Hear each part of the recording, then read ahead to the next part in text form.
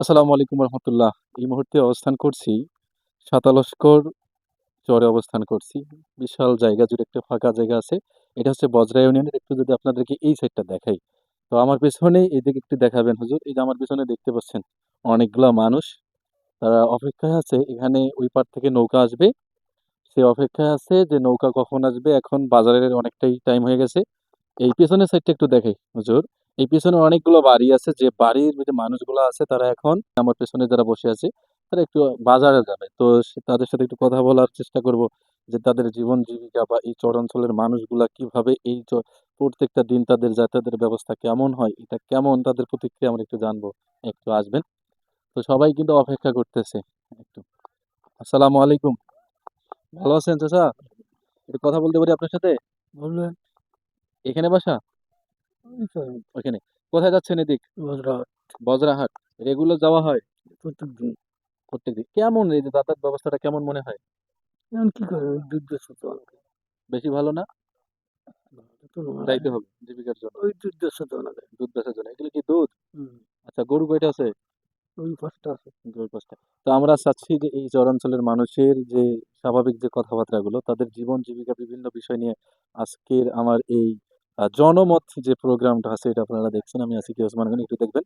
এখানে কিছু হুন্ডাও আছে যারা অপেক্ষা করতেছে। এই নৌকা আসবে, নৌকার জন্য। আসসালামু আলাইকুম। ভালো আছেন চাচা? কোন চর থেকে আসলেন? আমরা উলিপুর সাতালস্কর চর থেকে। উলিপুর উপজেলা আপনারা, হ্যাঁ, সাতালস্কর। সাতালস্কর। এই জায়গাতে বাড়ি ছিল এক সময়? হ্যাঁ, এই জায়গায় সাতালস্করে বাড়ি ছিল, কিন্তু ভাঙিয়ে একটু পশ্চিমে সরে গেছে। পশ্চিমে সরে গেছে। আচ্ছা, আপনাদের এখানকার জীবন মান কেমন? অর্থাৎ কেমন জীবনের সাথে যুদ্ধ করে আছেন নদীর সাথে, এটা একটু বলেন। নদীর সাথে যুদ্ধ করা মানে জীবন মান আমার খুব খারাপ, ভালো নয়। যেমন?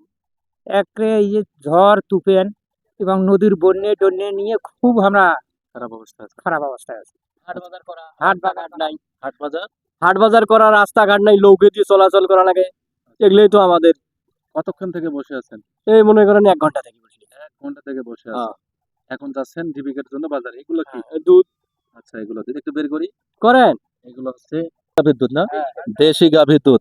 বিভিন্ন অঞ্চলে দেখা যায় যে ফিড খাওয়ানোর পরে যে দুধগুলো হয় গাভী থেকে সেগুলো। আর এখানে যে দুধগুলো এগুলো হচ্ছে একেবারে তরতাজা, যে সবুজ শ্যামলা যে ঘাস সেগুলো থেকে হুম, হুম, এগুলো ঠিক না? আছে। হ্যাঁ, কতক্ষণ করে হয় দুধ? এই ৪-৫ লিটার। ৪-৫ লিটার। কত হ্যাঁ, করে বেচেন? ৬০ টাকা। ৬০ টাকা নেন। তো আমরা নিচ্ছি জনমতের আজকের এই চরাঞ্চলের মানুষ সবার সাথে কথা বলার চেষ্টা করতেছি। আসসালামু আলাইকুম চাচা। কেমন আছেন? ভালো না? কেন ভালো না? হ্যাঁ, কি কেন ভালো না? তোর দেন এই যে বসি আছি। অপেক্ষায় নৌকা। নৌকার অপেক্ষা। কেমন লাগে অপেক্ষা করাটা? ভালো না রে। ভালো না? এই যে ছাতা নিয়েছেন কেন? বৃষ্টি, বৃষ্টি তার জন্য? রোদ, এজন্য? ঝড়, তুফান। আচ্ছা, চরের জীবনটা কেমন লাগে আপনাদের? শহরের জীবন কষ্টের জীবন। কষ্টের জীবন। এই হচ্ছে আমার জীবনে আমি ১৪ বার বাড়ি হয়েছি। ১৪ বার বাড়ি ভাঙছেন? ১৪ বার। ১৪ বার বাড়ি ভাঙছেন? কষ্ট, বাড়ি ভাঙার মতো কষ্ট আর হয় না। বাড়ি ভাঙার হয় না। যেমনি গাছ গাছরা এরকম একটা অবস্থা। তো আপনাদেরকে বলছিলাম যে এই যে যারা অপেক্ষা করতেছে তারা এখন কিন্তু এই নৌকাতে যাবে। এই পার থেকে ওই পারে বিভিন্ন মানুষের এই যে যাতায়াত ব্যবস্থাটা এই সাইডটা দেখাই যে কিছু খালা আসতেছে, ইনারা আসতেছে বিভিন্ন জায়গা থেকে এখন আসতেছে।